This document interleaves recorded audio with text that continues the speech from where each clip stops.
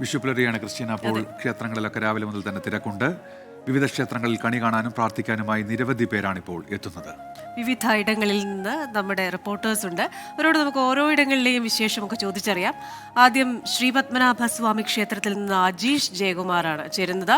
അജീഷ്, വിഷു ആശംസകൾ. എന്താണ് അവിടെ നിന്നുള്ള വിശേഷങ്ങൾ? ക്രിസ്റ്റീന, ഉമേഷ്, വിഷു ആശംസകൾ രണ്ടുപേരും കൈനീട്ടം തരുമെന്നുള്ളൊരു പ്രതീക്ഷയിൽ നമുക്ക് ഇന്ന് ഈ വർഷം തുടങ്ങാം. എന്തായാലും ഞാനിപ്പോൾ നിൽക്കുന്നത് ശ്രീ പത്മനാഭസ്വാമി ക്ഷേത്രത്തിന് മുന്നിലാണ്. രാവിലെ മുതൽ തന്നെ വലിയ തിരക്കാണ്. 3 മണി മുതൽ തന്നെ ഇവിടുത്തെ വിഷുക്കണി ദർശനം തുടങ്ങിയിട്ടുണ്ട്. ഇവിടുത്തെ കടകളും വഴിയോരങ്ങളൊക്കെ തന്നെ വലിയ രീതിയിൽ അലങ്കരിച്ചിട്ടുണ്ട്. മൊത്തം കൊന്നപ്പൂക്കൾ കൊണ്ട് അലങ്കരിച്ച കടകളാണ്, വഴിയോരങ്ങൾ മൊത്തമാണ് രാവിലെ മുതൽ ആ ക്ഷേത്രത്തിലേക്ക് എത്തുന്നത്.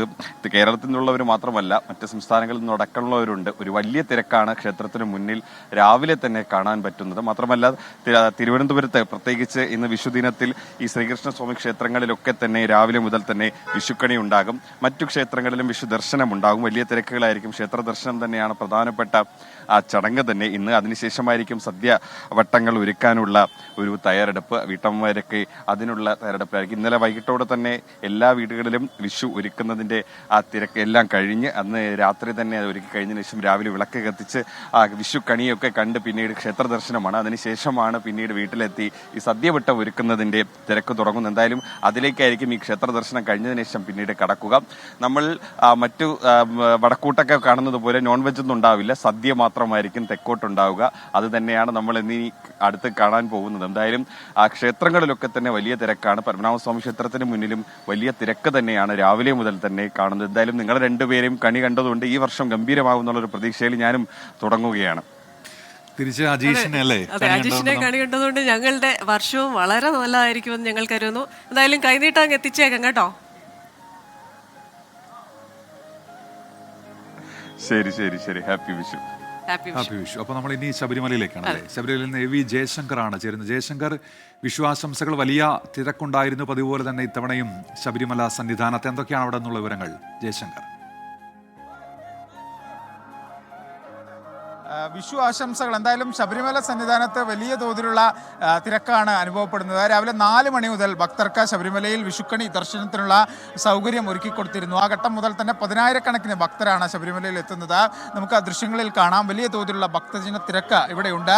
കേരളത്തിൽ നിന്ന് അകത്തുനിന്നും പുറത്തുനിന്നും തന്നെ നിരവധി അയ്യപ്പ ഭക്തരാണ് ശബരിമലയിൽ വിഷുദിനത്തിൽ ദർശനത്തിന് വരുന്നത്. സ്വതവേ ശ്രീകൃഷ്ണ ക്ഷേത്രങ്ങളിലാണ് ഇത്തരത്തിൽ ദിവസങ്ങളിൽ തിരക്കുണ്ടാവുക. എന്നാൽ ശബരിമലയിലും സമാനമായ രീതിയിൽ ഈ ദിവസത്തിന് വലിയ പ്രാധാന്യമുണ്ട്. ഭക്തർ ഈ ദിവസം ശബരിമല ദർശനം നടത്തുന്നത് വലിയ പുണ്യമായി കാണുന്നു. അതുകൊണ്ട് തന്നെ വലിയ ജനത്തിരക്ക് തന്നെ ശബരിമലയിൽ അനുഭവപ്പെടുന്നുണ്ട്. 7 മണി വരെയാണ് ശബരിമലയിലെ വിഷുക്കണി ദർശനത്തിനുള്ള സമയം. 4 മുതൽ 7 മണി വരെയുള്ള സമയത്ത് വലിയ തോതിൽ 10,000-കണക്കിന് ഭക്തരാണ് നിലവിൽ ദർശനം നടത്തിക്കൊണ്ടിരിക്കുന്നത്. നമുക്ക് ആ ദൃശ്യങ്ങളിൽ കാണാം. സഞ്ജയ് ആ ദൃശ്യങ്ങൾ കാണിക്കും. വലിയ തോതിൽ വലിയ ക്യൂ എല്ലാം നിറഞ്ഞ് അത്രമാത്രം ഭക്തരുണ്ട്. കേരളത്തിനകത്തും പുറത്തും നിരവധി ഭക്തരാണ് ശബരിമലയിലെത്തി വിഷുക്കണി ദർശനത്തിന് വന്നിരിക്കുന്നത്. കഴിഞ്ഞ ദിവസം തന്നെ പല ആളുകളും ഇവിടെ എത്തി തമ്പടിച്ച് രാവിലെ ദർശനം നടത്തി മടങ്ങും. എന്തായാലും ഒരു 11-11:30 വരെ ശബരിമലയിൽ ഈ വിഷുക്കണിയുമായി ബന്ധപ്പെട്ട് വലിയ തോതിലുള്ള ഭക്തജന തിരക്കുണ്ടാകും. അതോടുകൂടി തിരക്ക് ഏറെക്കുറെ അവസാനിക്കും. നീണ്ട 18 ദിവസം ഈ ശബരിമല നട ഈ പ്രാവശ്യം തുറന്നിരിക്കുകയാണ്. മാസപൂജകളുണ്ട്. ഒപ്പം തന്നെ ഉത്സവമൊക്കെയായി 18 ദിവസത്തെ വലിയ തീർത്ഥാടന കാലമായിരുന്നു. 18-ാം തീയതിയാണ് ഇത് പൂർത്തിയാക്കി നട അടയ്ക്കുക. എന്തായാലും ശബരിമലയിൽ വൻ ഭക്തജന തിരക്കാണ്. നിരവധി ഭക്തരാണ് ശബരിമലയിൽ അയ്യപ്പ ക്ഷേത്രത്തിലെത്തി വിഷുക്കണി ദർശിച്ചത്. എന്തായാലും ക്രിസ്റ്റീന, നമ്മൾ അജീഷ് പറഞ്ഞതുപോലെ ഒരു കൈനീട്ടം പ്രതീക്ഷിക്കുന്നുണ്ട്. കൊച്ചിയിലേക്ക് വരാൻ പറ്റാത്തതുകൊണ്ട് ഗൂഗിൾ പേ വഴി തന്നാലും സന്തോഷം. എന്തായാലും രണ്ടുപേർക്കും happy Vishu. Thank you AV Jaishankar. ഇന്ന് കൈനീട്ടം കൊടുത്ത് നമ്മളൊരു വഴിക്കാവും തോന്നുന്നു. ഇനി ആറന്മുളയിൽ നിന്ന് സുജിത് സുരേന്ദ്രൻ കൂടി ചേരുകയാണ്. സുജിത്തെ, ഗുഡ് മോർണിംഗ്. വിഷു ആശംസകൾ. 24 കുടുംബത്തിലേക്ക് വന്നതിന് ശേഷമുള്ള ആദ്യത്തെ വിഷുവാണ്. അതുകൊണ്ട് തന്നെ ഈ വർഷം ഗംഭീരമായിരിക്കും എന്ന് വിശ്വസിക്കാം. ആറന്മുള ക്ഷേത്രം ഒരുപാട് പ്രാധാന്യമുള്ളതാണ്. നിരവധി ഭക്തർ അവിടെ എത്തുന്നുണ്ടല്ലോ അല്ലേ?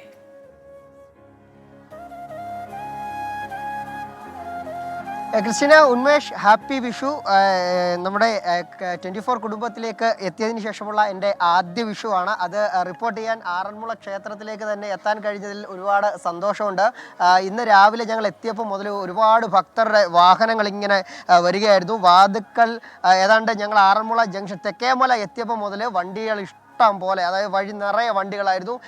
ഇവിടെ വന്നു കഴിഞ്ഞപ്പോൾ ആറന്മുളയിലേക്ക് കടക്കാൻ കഴിയാത്ത രീതിയിലുള്ള വണ്ടികളായിരുന്നു. വണ്ടി കടന്ന് ഞങ്ങളെ ഗോപുരനട കയറിയപ്പോഴാണ് ഇതിനകത്ത് ഇത്രയേറെ ജനങ്ങളെ ഞങ്ങൾക്ക് കാണാൻ കഴിഞ്ഞത്. ഭക്തർ, ഭയങ്കരമായ ഭക്തജന തിരക്കാണ്. ക്ഷേത്രം ചുറ്റി ഭക്തരിങ്ങനെ നിൽക്കുകയാണ്, ദർശനം കാത്തു നിൽക്കുകയാണ്. രാവിലെ മുതൽ തന്നെ ദർശനം ആരംഭിച്ചിരുന്നു. അപ്പോൾ ഇപ്പോൾ കയ്യിൽ പ്രസാദവും കർണന് സമർപ്പിക്കാനുള്ള തുളസിമാലയും താമരമുട്ടും ഒക്കെ ആയിട്ട് ആളുകൾ ഇങ്ങനെ എത്തുകയാണ്. കദളിപ്പഴമുണ്ട്, അതിൽ നെയ്യുണ്ട്, ഭഗവാനുള്ള വെണ്ണയുണ്ട്. ഇതൊക്കെ കൊണ്ട് ഭക്തർ വിഷുക്കൈ നീട്ടമായി ഭഗവാന് മുന്നിലേക്ക് എത്തുന്ന കാഴ്ചയാണ്. തിരുവാറന്മുള പാർത്ഥസാരഥി ക്ഷേത്രത്തിലേക്ക് ഭക്തർ എത്തുന്ന കാഴ്ചയാണ് നമുക്ക് കാണാൻ സാധിക്കുന്നത്. ഇപ്പോൾ ഈ ഭക്തരുടെ കയ്യിലെ പ്രസാദങ്ങളും ഒക്കെയാണ് നമ്മുടെ ക്യാമറാമാൻ രാജ്കിരൺ പ്രേക്ഷകർക്ക് മുന്നിലേക്ക് എത്തിച്ചുകൊണ്ടിരിക്കുന്നത്. രാവിലെ ഇന്നിപ്പോൾ ഈ ദർശനം, ഈ തിരക്ക് എത്ര മണി വരെ നീളുമെന്ന് ശരിക്കും പറയാൻ കഴിയാത്തൊരവസ്ഥയാണുള്ളത് ക്രിസ്റ്റീന, ഉന്മേഷ്. കാരണം ഇങ്ങനെ ഭക്തർ വന്നുകൊണ്ടേയിരിക്കുന്നു. പല നിരകളായിട്ടാണ് ആളുകളെ കടത്തിവിടുന്നത്. യാതൊരു തരത്തിലുള്ള ബുദ്ധിമുട്ടുകളും ആളുകൾക്ക് ഉണ്ടാകാതിരിക്കുന്നതിന് വേണ്ടിയുള്ള ക്രമീകരണങ്ങളൊക്കെ തന്നെ ഉപദേശക സമിതിയും ദേവസ്വം ബോർഡും ഒക്കെ ഒരുക്കിയിട്ടുണ്ട്. ഒപ്പം തന്നെ ഭക്തരുടെ സുരക്ഷയ്ക്ക് വേണ്ടി ധാരാളം പോലീസിനെയൊക്കെ വിന്യസിച്ചിട്ടുണ്ട്. ഒപ്പം തന്നെ വനിതാ പോലീസ് ഒക്കെ തന്നെയുണ്ട്. അവർക്ക് യാതൊരു തരത്തിലുള്ള ബുദ്ധിമുട്ടും ഭക്തർക്ക് ഉണ്ടാകാതിരിക്കാനുള്ള ക്രമീകരണങ്ങളാണ് ഒരുക്കിയിട്ടുള്ളത്. നമുക്കറിയാം, വിഷുക്കണി എന്ന് പറയുമ്പോൾ ആ വിഷുക്കണിയിലെ ഏറ്റവും പ്രധാനമാണ് ആറന്മുള കണ്ണാടി. അതൊരു അത്രത്തോളം ആറന്മുള കണ്ണാടിയുടെ ഒരു പ്രാധാന്യവും നമുക്ക് വലിയ രീതിയിൽ അറിയാം. അപ്പം വിഷുക്കണിയിലെ ഒരു പ്രധാന ഭാഗമായിട്ടുള്ള ആറന്മുള കണ്ണാടി അടക്കം, അതിൽ പോലും ആറന്മുളയുടെ പ്രാധാന്യമാണ് നമുക്ക് മനസ്സിലാക്കാൻ സാധിക്കുന്നത്. ഇപ്പോൾ ഒരു 3-4 നിരയായി പല ഭാഗത്തു കൂടിയാണ് ഭക്തരെ കടത്തിവിടുന്നത്. ഇപ്പോൾ എത്തി നിൽക്കുന്നത് സബ് ഗ്രൂപ്പ് ഓഫീസറുടെ കാര്യാലയത്തിലേക്ക് എത്തി നിൽക്കുകയാണ്. ഇവിടെ ഉപദേശക സമിതി ഭാരവാഹികളൊക്കെ തന്നെ ഉണ്ട്. നമുക്ക് അവരോടൊന്ന് ചോദിക്കാം, എത്രത്തോളം ക്രമീകരണങ്ങളാണ് ദർശനത്തിന് വേണ്ടി ഒരുക്കിയിട്ടുള്ളത് ഭക്തർക്ക്? നല്ല രീതിയിൽ നമ്മൾ ചെയ്യാവുന്ന ക്രമീകരണങ്ങൾ നമ്മൾ ചെയ്തിട്ടുണ്ട്. എത്ര മണി വരെയാണ് ദർശനം? 9 മണിയാണ് നമ്മൾ അനുസരിച്ച്. പക്ഷേ ക്യൂവിൽ നിൽക്കുന്ന ആളുകൾ നമ്മൾ 10 മണി, ഏകദേശം 10 മണിയോളം ആവും. 10 മണി വരെ നീളാൻ സാധ്യതയുണ്ട്. 10 മണി വരെ ആളുകൾക്ക് ഇങ്ങനെ ദർശനത്തിനുള്ള സൗകര്യങ്ങളൊക്കെ ഉണ്ട്. അതിനിടയിൽ നിരവധി പൂജകളുണ്ട്. ഇപ്പോൾ അപ്പുറത്ത് നാരായണീയ ജപവുമായി അമ്മമാരിയ്ക്കുന്നുണ്ട്. എന്നാലും നല്ല തിരക്കാണ് ക്രിസ്റ്റീന, ഉന്മേഷ്, രാവിലെ മുതൽ തന്നെ ആറന്മുളയിൽ ഉള്ളത്. സുജിത് സുരേന്ദ്രനാണ് ആറന്മുളയിൽ നിന്നുള്ള വിവരങ്ങൾ നൽകിയത്. ഇതിന് നമ്മൾ പോകുന്നത് തൃക്കാക്കര, ഇവിടെ തൊട്ടടുത്താണല്ലേ. വിഷ്ണു സുരേഷാണ് തൃക്കാക്കര ക്ഷേത്രത്തിൽ നിന്ന് വിവരങ്ങൾ വായിച്ചിരുന്നത്. വിഷ്ണു, വിഷു ആശംസകൾ. ഒപ്പം എന്താണ് അവിടുത്തെ കാഴ്ചകൾ വിഷു പുലരിയിൽ? വിഷ്ണു. ഉന്മേഷ, ക്രിസ്റ്റീന, വിഷു ആശംസകൾ. എല്ലാവരെ സംബന്ധിച്ചിടത്തോളം ഈ വിഷു ഐശ്വര്യത്തിൻ്റെയും സമ്പൽ സമൃദ്ധിയുടെയൊക്കെ ഒരു പ്രധാനപ്പെട്ട അടയാളമാണ്. ഞാനിപ്പോൾ നിൽക്കുന്നത് തൃക്കാക്കര ക്ഷേത്രത്തിലാണ്. സാധാരണഗതിയിൽ ഓണ ദിവസമാണ് തൃക്കാക്കര ക്ഷേത്രത്തിൽ വലിയ ആഘോഷങ്ങളും അതോടൊപ്പം തന്നെ സദ്യയൊക്കെ ഉണ്ടാകുക. പക്ഷേ ഈ വിഷു ദിനത്തിലും ആഘോഷത്തിനും തിരക്കിനുമൊന്നും ഒരു കുറവുമില്ല. രാവിലെ തന്നെ ഭക്തജനങ്ങൾ ഇങ്ങോട്ടേക്ക് എത്തുന്നുണ്ട്. പ്രത്യേകിച്ച് ഈ അമ്പലത്തിൽ ഒരുക്കിയിരിക്കുന്ന കണിയൊക്കെ കാണുന്നതിന് വേണ്ടിയിട്ടാണ് ആളുകൾ എത്തിയിട്ടുള്ളത്. അതിനുശേഷം മധ്യകേരളത്തെ സംബന്ധിച്ചിടത്തോളം വിഷു അങ്ങനെ അത്ര വിപുലമായ ഒരു ആഘോഷത്തിലേക്ക് പോകാറില്ല. എന്നാൽ പോലും ഇവിടുത്തെ ഒരു നോൺ വെജ് അടങ്ങിയ സദ്യയൊക്കെയാണ് വിഷുവിൻ്റെ ഏറ്റവും പ്രധാനപ്പെട്ട പ്രത്യേകത. എല്ലാ ക്ഷേത്രങ്ങളിലും പ്രത്യേക പൂജകളൊക്കെ ഉണ്ട്. പ്രത്യേകിച്ച് ശ്രീകൃഷ്ണസ്വാമി ക്ഷേത്രങ്ങളാണ് അത്തരം പൂജകളൊക്കെ നടക്കുക.